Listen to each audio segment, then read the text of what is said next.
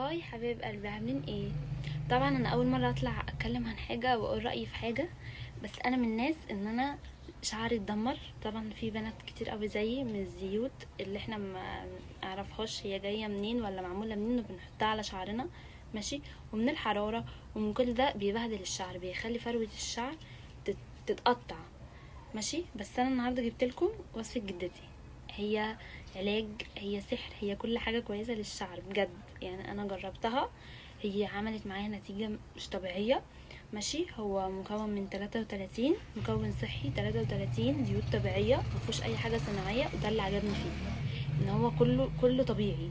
زيت الجوجوبا، زيت الارجان، زيت. ده شكل الازازه بتجيلكوا كده زي ما انتم شايفين.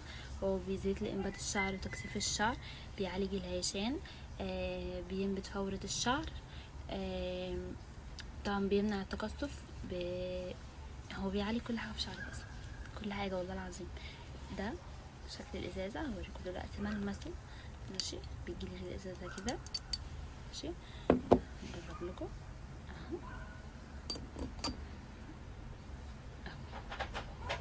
ملمسه خفيف جدا جدا زي ما انتوا شايفين، بيخلي شعري بيلمع بجد، بيخلي شعري بيلمع، منع الهيشان.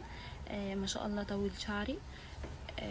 بس انت التزمي، يعني التزمي، خليه كورس مع الفيتامينات اللي انت بتاخديها، هيخلي شعرك ده في حتة تانية خالص.